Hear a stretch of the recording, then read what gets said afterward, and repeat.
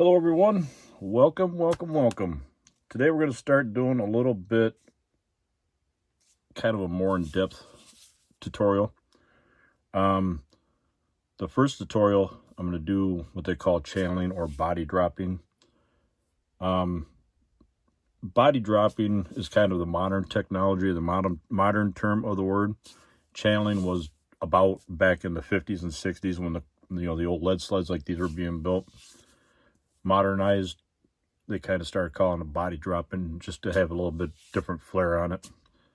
Why, I don't know, but the term originally came from channeling. And what channeling is, I'm going to kind of go over some stuff here today, just kind of introduce all this, and then next video, or, well, we could start getting into something today too, as far as outlining and stuff. But what channeling is, or body dropping, is just that. It's just dropping the body down over the frame. My 51 Fleet line here has had it done to this. I don't know how well you can see it with the body being purple and the chassis being black, but along here you can see where the frame ends up inside. There's like a 1/4 inch overhang on the body. So the body is, you can kind of see it in the back here too. The body is basically dropped down over top of the frame. How you do that is you just cut the interior tub, shorten your interior tub, X amount of drop that you want the body to drop down. Also inner wheel wells too, if it has them. Then you got to watch your rear wheel houses. You might have to cut the top off of them and etc. But basically, body dropping is just that. Channeling, body dropping is just that. You're just dropping the body down over the frame to give the illusion of a lowered vehicle without modifying the suspension.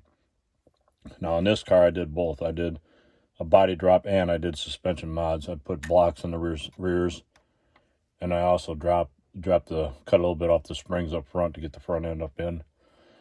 So this one actually had the double whammy of the suspension and the body drop. I'm trying not to drop the hood here. I don't want to break the hood scoop or the hood ornament off. But this one was built, I don't know, 30 years ago. This was my very first ever full-on true custom that I ever did. That was my very first really introduction into customizing per se. I've done hacking and stuff like that prior to that, but that was my actual first true full-on custom.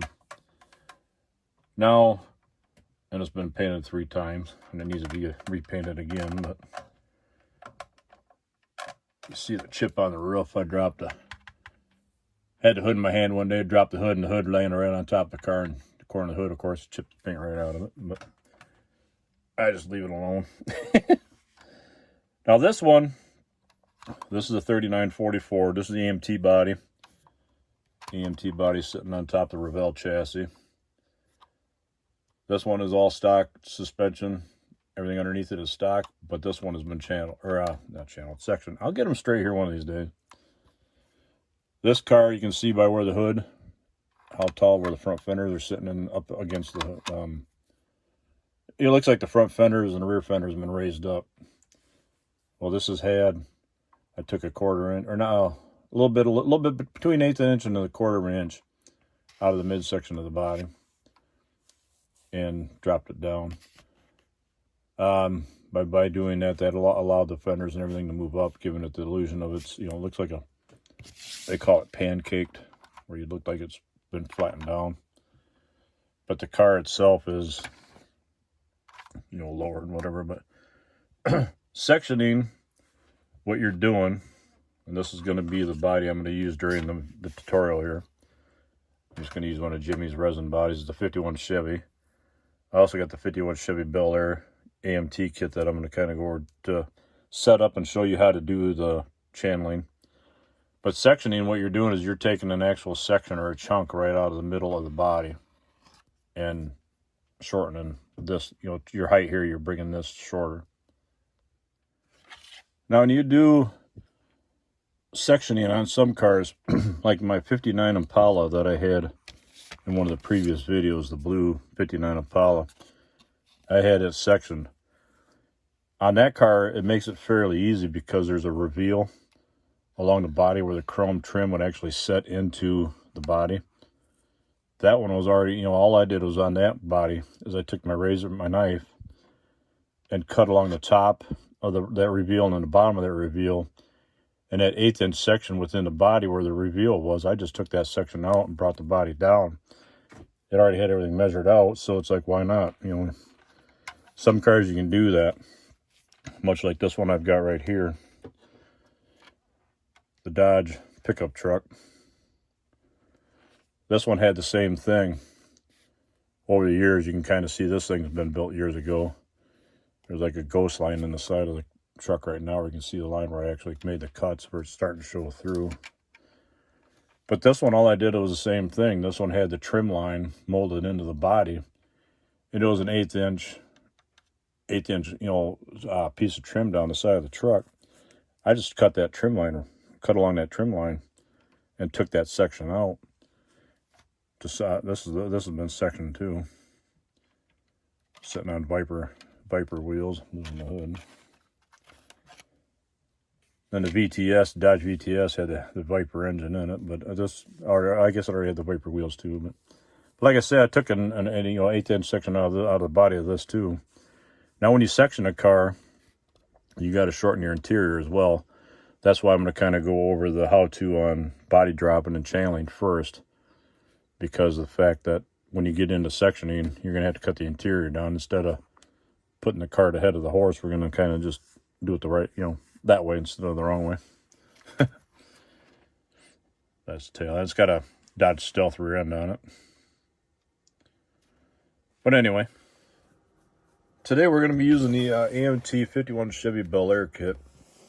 I'm going to use this, just kind of mark out and show how to cut everything. Okay, what I've done is I pulled some of the key components I'm going to need out of the box. We're going to kind of need the body that we're going to need to kind of figure out where we're going to do, how much we need to take off the interior to get the chassis up inside the body. You're also going to need your interior door panels and such.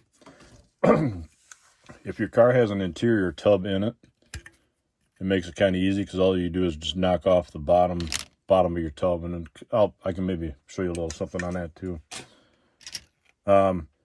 Floor pan, if a car has a firewall in it, you're going to need the firewall because the firewall is going to have to be modified to get the chassis and everything to come up inside the body. Interior pan as well. And then I also have the chassis along with the inner wheel wells. Now, when you do a custom, it's kind of up to you if you want to put the inner wheel wells in them or not. A lot of times I leave the inner wheel wells out. Sometimes I do throw them in there. I just modify them and throw them in. But that's the frame. This is pretty easy to use. I think that's kind of the same frame this had in it. Yeah, this one I think had the same setup in it. Yep, pretty much. Looks almost identical. Of course, the Fleet Line and a Bel Air probably carried the same chassis underneath them. And like I say, on that one, all I did was cut the interior tub on it and drop the interior, or suck the interior up inside the car, whatever you want to call it. Now, to give you an idea, I grabbed an interior tub. I got a 7442 kit here. I just grabbed the interior tub out of it just to kind of show you what I'm kind of getting at. When you have a chassis or an interior like this, it makes it kind of easy to modify it and do your body drop, because all you're going to do is you're going to measure up, you know, say 1/8 of an inch. You're going to measure up 1/8 of an inch, and you're going to mark the interior tub here, and let's say back here, just as a rough estimate. What you're going to do is you're going to take that interior tub, and the amount of material that you have showing there, you're going to cut out. You'll cut the interior tub off flush with the floor pan, with the floor of the interior, this portion. You're going to cut it off flush right across here, and then you're going to cut this section out, and then you just bring your floor pan up to meet your new cut line. That 1/4 inch will be your body drop or your channel, where it comes down over top your frame. Now, a lot of times back in the day, The reason why they did all this is because a lot of cars, they had the frames were visible from underneath the car. And a lot of people, when you were building a cool, smooth custom, you didn't want the unsightliness of a frame and suspension hanging invisible from underneath your car. So they body dropped it or channeled it to get it down over top of the frame to where it kind of hides the frame. Modern day, like today, I had a 87 S10 S15 pickup truck. I dropped it 5.5 inches, had a small block in it, and with that one, you can always see the frame underneath the car, underneath the truck, and it was always just really unsightly. But I always wanted to do a body drop on it just to lower the vehicle even more. Plus, it'd cover up the frame, but never happened. I parted the truck out like an idiot and got rid of it. But that's another story. But anyway, yeah, on these interior tubs where they're a one-piece interior tub, all you got to do is cut it, mark it and cut that the X amount off of there and suck it up. Now, the only thing you have to watch is like right here, where the back seat is molded into the car. This right here is your back seat. So what you would do is you'd cut this across here, straight across like that. But then you would have to cut up and down here, measure the same amount upward into here. So you'd have kind of a stair step. You had that kind of a step in it where it'd come across, down, and then over, because then this section of the seat would actually have to go up in to match up. And then you can cut off, cut a 1/4 inch off back here, and just shorten up the rear back of your seat. You just shorten up the height of your back seat is all. There's different ways, and there's no set way as to how to do this, per se. What I'm going to kind of do is just kind of give you ideas as to how to go about doing it. And each application is going to be a little bit different as far as how it's done. So now, when you're doing a car like this, I'm going to snip this free here quick. Should have done that off camera, but give you guys an idea what I'm doing, whatever. I'm also going to cut the firewall out. A lot of times your radiator could change in height too, so you might want to have to watch your core support. The height of this may have to be adjusted to fit the new configuration of inner wheel wells if you use them. We'll get to that later on, hopefully. Now, like I say, when the firewall comes to rest on your interior, when you do a channel job, this is going to have to come up even higher on that firewall.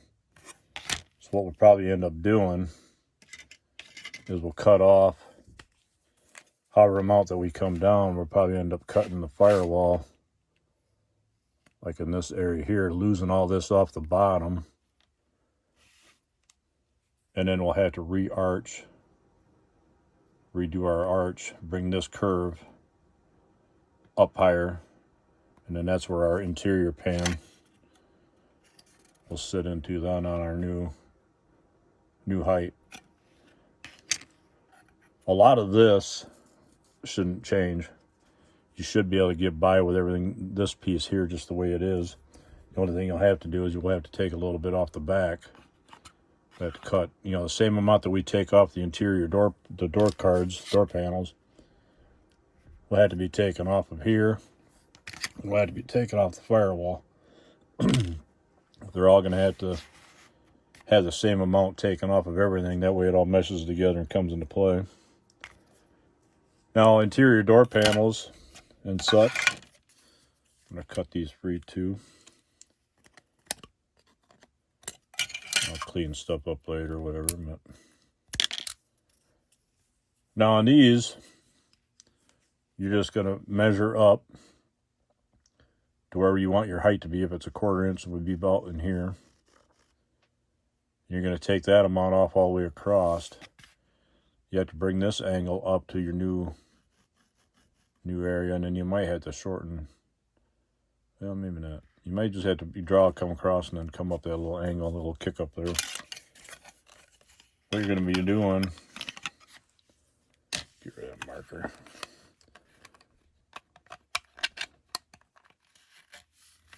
That's going to be where your door interior, everything sits together. What you're going to be doing is taking that height instead of here.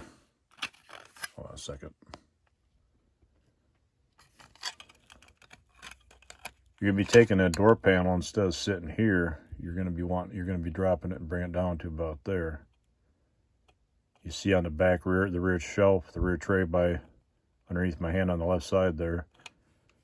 Back here, where you're sitting almost above that rear shelf. When you bring it down, you're going to be sitting way below it. What that's going to do is it's going to allow your interior pan,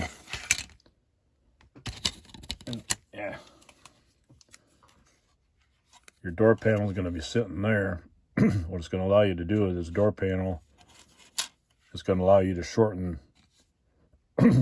this height up here, where your interior pan will then sit further up inside your car, thus dropping the body down over the frame.